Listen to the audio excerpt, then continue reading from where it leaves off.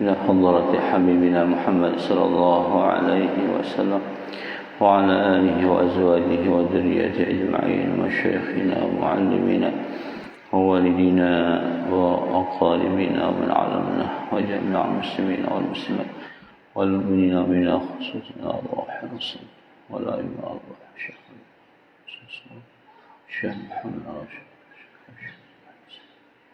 راشد وإلى أرواح هذا القضية وأن تقضي حوائجنا وأن تهبنا يا وهاب الذرية الطيبات وأن تحفظنا وأهلنا وأولادنا وأموالنا من شر كل ذي شر وأن تؤلف بين قلوبنا وأن تدخلنا وإياهم الجنة بغير حساب على هذه النيات وعلى كل نية صالحة وعلى كل ما نبيه سلفنا الصالح شيء لله لهم الكرام.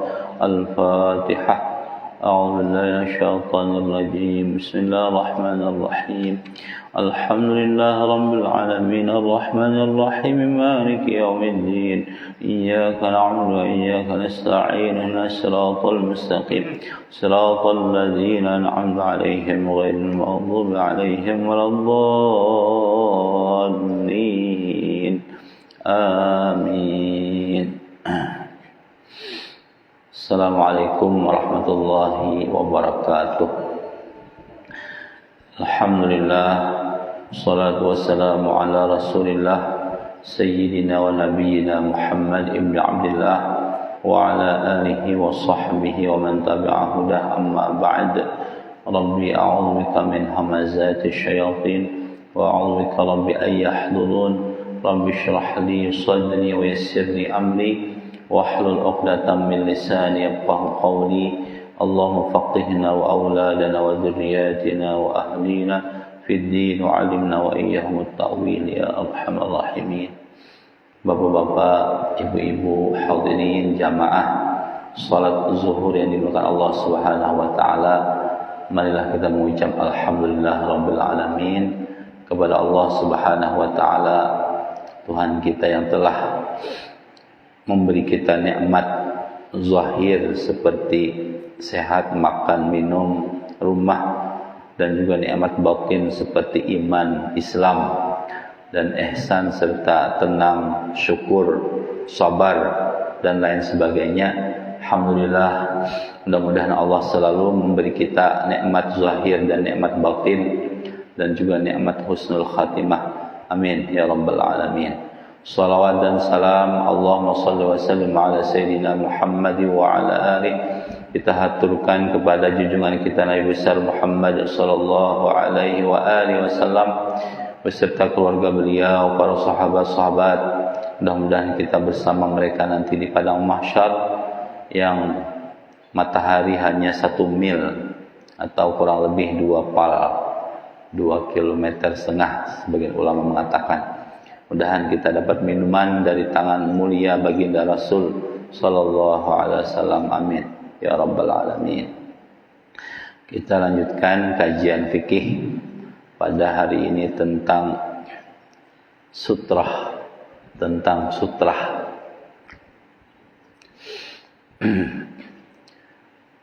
maratibus sutrah, tingkatan sutrah. Sutrah itu artinya batas antara kita dengan dinding misalnya, atau sekat. Makanya di Pak Imaman itu apa ngarannya, pembatas, sutrah bahasanya. Nah itu ujar ulama itu ada 4 macam. Yang pertama jidarun, dinding itu bisa jadi sutrah. Artinya dinding kita ini, tempat di muka kita ini, kita di situ salat, di muka itu salat, kita jadikan dinding itu sebagai sutrah atau tihang. Nah lalu kita salat di belakang tihang. Jadi tihang itu sutrah. Sutrah itu artinya bila kita ma'andak sutrah atau berada di sutrah orang lalu kada boleh. Bila orang lalu haram. Bila orang lalu haram, dan kita boleh bila orang lalu di muka kita salat itu tangan kayak ini maaf Pak, kita halangi. Cuma jangan dibunuh. Kalaupun dalam hadis Rasul itu boleh dibunuh. Jangan, karena lain anunya, kondisinya. Karena mungkin orang kada tahu itu.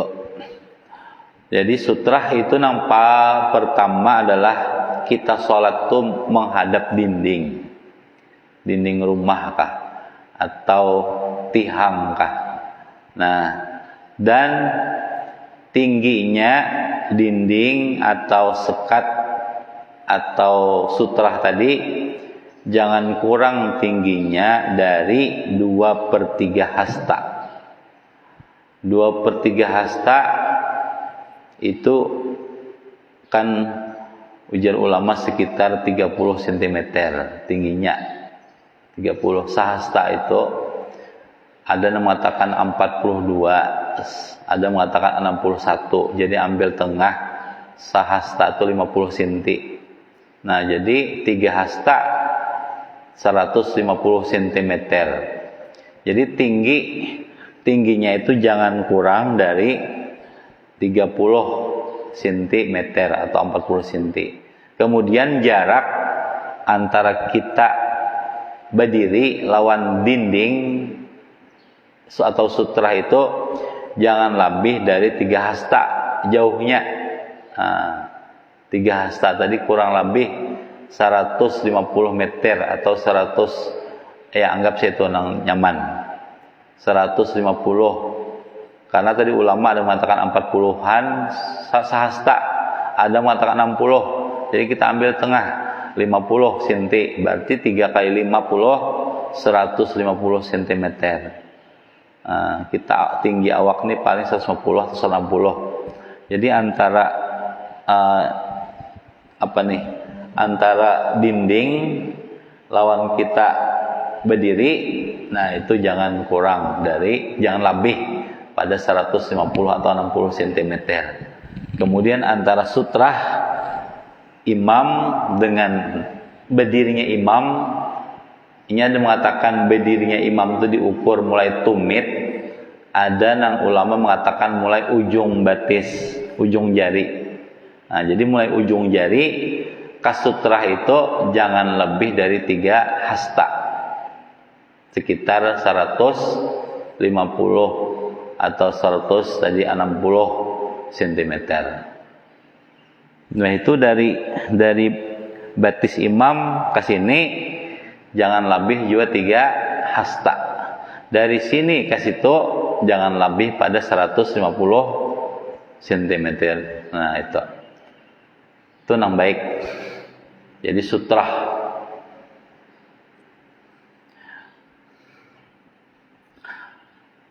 Kemudian bila kadada dinding atau tihang, maka kita menajak kayu, ditajak kayu di muka kita. Menajaknya itu antara tongkat atau kayu yang kita andak tajak tadi dengan batis kita atau tumit kita atau ujung jari kita, ujung jari batis jangan lebih pada 3 hasta. 3 hasta. Jadi orang hendak lewat di muka kita, maka harus di luar tongkat tadi. Boleh malibas di situ. Asal di luar sutrah areal. Nah, misalnya di sini ini sutrah sudah ada sutrah imam. Lalu di belakang situ ada nang lalu, Bapak. Di belakang sana ada nang lalu membaiki kipas angin misalnya atau mic. Boleh kalau Bapak, karena ada sutrah. Terus kalau kadada tongkat atau kayu yang ditajak lalu mengampar sajadah. Nah, jadi mun kita pengajian misalnya di manakah? Guru danau atau guru bakhit manakah? Kita ampar sajadah, maka kada boleh orang lalu di di sajadah. Nah, karena sajadah kita itu adalah ngarannya sutrah, batas. Nah, jadi orang nggak boleh lalu di muka kita, kecuali di luar saja sajadah boleh. Nah, kecuali nanti ada kondisi yang boleh ada darurat misalnya. Tapi mun dalam kada darurat, kada boleh malibasi melewati orang sholat apa tadi selebar saja ya dah. Nah, sajadah itu kada juga panjang 150 meter kada kalau panjang paling syarat kada sawat. Nah, itu sajadah. Jadi tanda kita gelar sajadah, kita ampar sajadah, itu berarti jadi kawasan areal kita kada boleh dilalui orang. Kemudian yang terakhir menggaris. Digaris, garisnya itu memanjang ke muka. Jadi misalnya di sini kiblat, berarti mulai kita berdiri 7 kiblat itu digaris. Nah, kayak itu nah, digaris. Dikira 3 hasta, hanyar kita ampih menggaris, misalnya tanda panah aja nah. Nah, berarti itu batas kada boleh orang lalu di situ. Nah, garis. Ini sama sudah sab nih ya, sudah nih garisnya batas sudah. Nah, ini sutrah katanya. Sunat ini. Jadi kita sutrah ini sunat.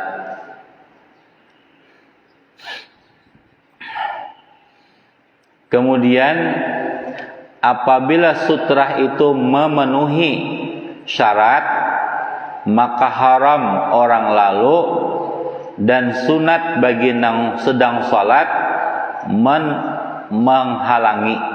Nah, itu di manu tangan. Nah, ini udah ya. Jangan juga kayak ini, jangan batal pulang kita 3 kali bergerak. Kayak ini aja nah, semuanya paham. Alhamdulillah, mau ada paham tuh. Biarkannya lagi.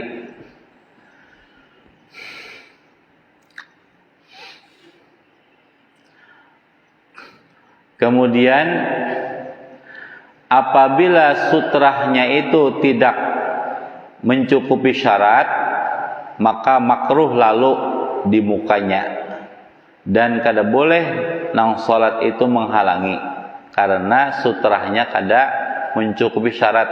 Contohnya nang kada mencukupi syarat, misalnya masjid ini luas masjid. Sekalinya mampar sajadah di Galawang situ nah, di Parak Lawang Jumat biasanya. Nah, padahal di sini masih kosong. Seharusnya tadi berurutan memilih sutrah. Bila nya dinding ada, berarti memilih dinding. Nah, dinding dulu. Di sini dulu. Nah, amun hibak sudah hanya di sab tangga 2. Sutrahnya adalah orang nanti di muka sini. Nah, tapi amun masih kosong di tengah-tengah situ misalnya, nah masih kosong, maka orang lalu walaupun kita mengampar sajadah, maka sajadah kita tidak dianggap sutrah. Kenapa kada dianggap sutrah? Karena kada cukup syarat, masih banyak sab nang kosong. Nah, jadi orang lalu kita sholat di higa pintu, di samping di depan pintu sholat, orang lewat, orang kada berdosa, bahkan kita nang salah.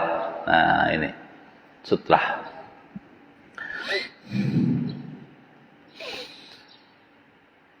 Jadi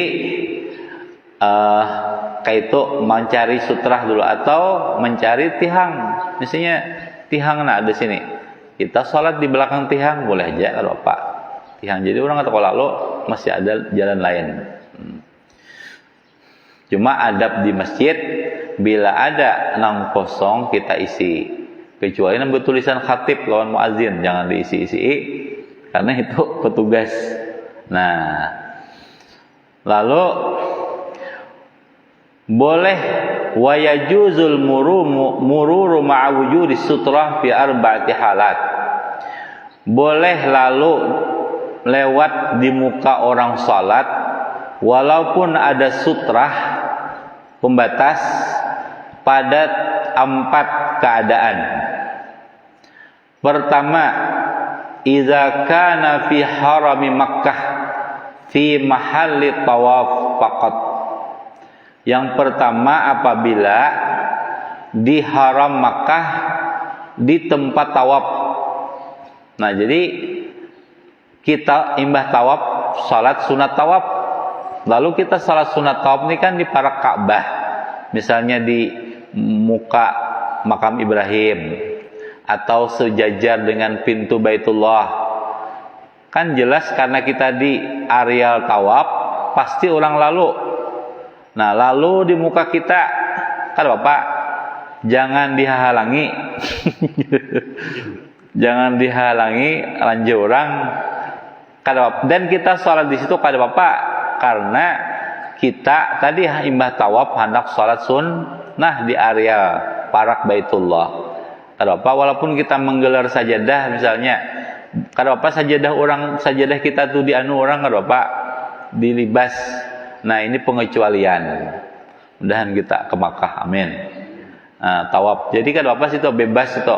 Biar kita kalau pas tawaf aku jangan berpindah tuh orang sembahyang di situ, nah anak kamu muka lagi karena tak talibasnya kada Bapak aman. Atau kita sholat juga kada Bapak aman juga. Itu pertama. Yang kedua, boleh melewati orang sholat walaupun ada sutrah idza qassara al-musalli bi an shalla fi tariq. Apabila sebabnya kecerobohan orang yang sholat, seperti sholatnya di jalan.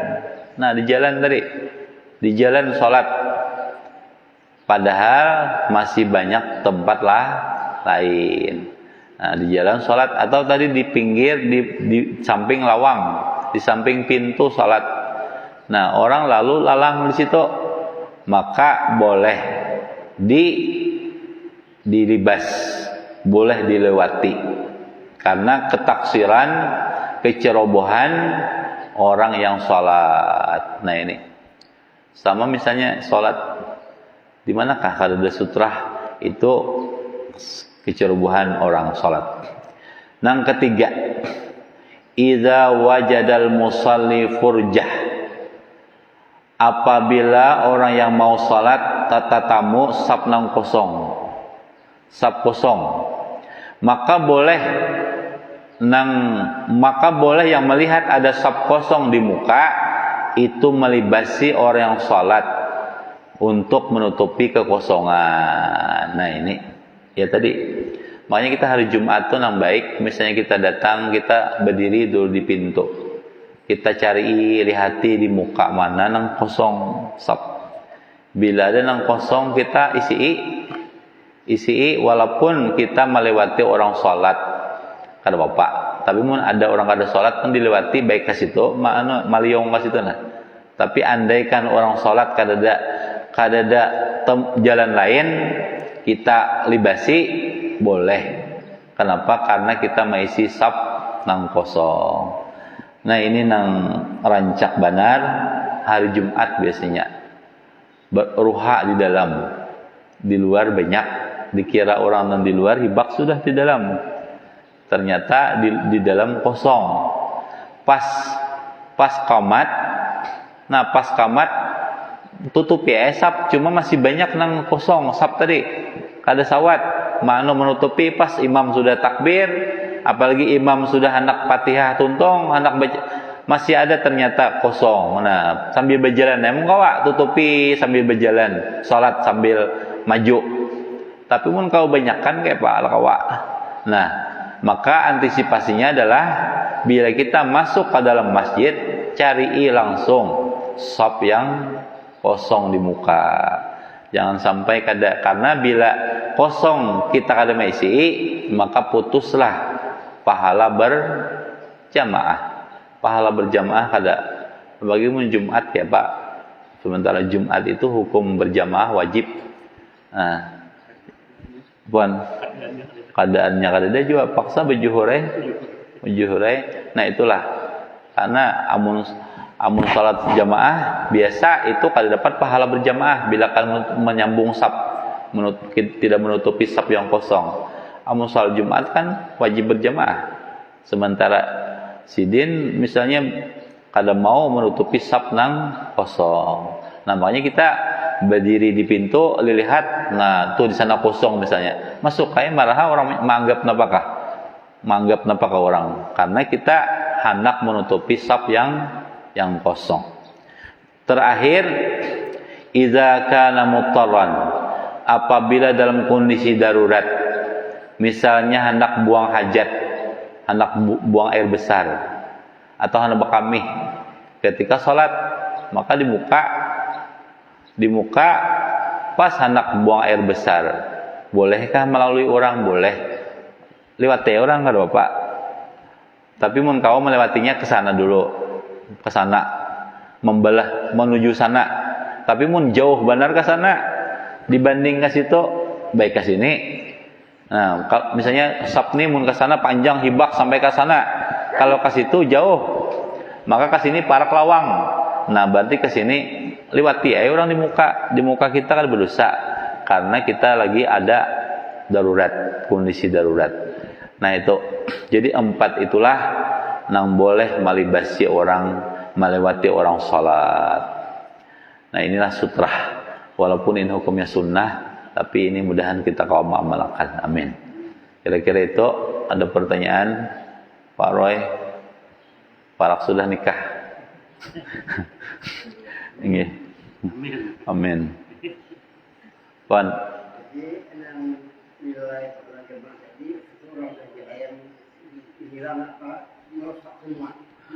Nang kada menutupi itu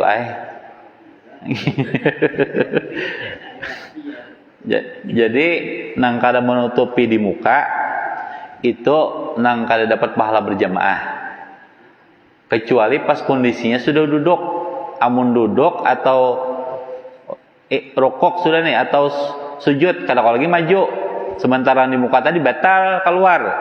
Nah, itu kan Bapak karena kondisinya kada berdiri. Kan menutupi Sabtu berdiri waktu berdiri. Jangan mun waktu duduk kada boleh bekisut, jangan bekisut. Nah, jadi nang kada dapat pahala berjamaah hanya nang kada mau menyambung saf tadi. Kada mau menutupi saf. Nah, ini. Amun nya safnya sabarisannya berarti nang di kiri bergeser. Menutupi ke sini nah. Jadi malah banyak ke kanan sedikit. Amun sapnya sebutingannya. Tapi mun ada di belakang, berarti yang di belakang kamu maju 2 langkah berturut-turut boleh. Asal jangan 3 langkah berturut-turut. Nih. Pak Rahban. Misalnya kita beri saf, ada anak-anak saf itu juga anak katanya.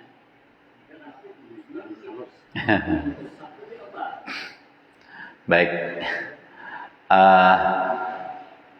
sebenarnya memang kakanak itu nang dianjurkan ke masjid adalah nang mumayyiz.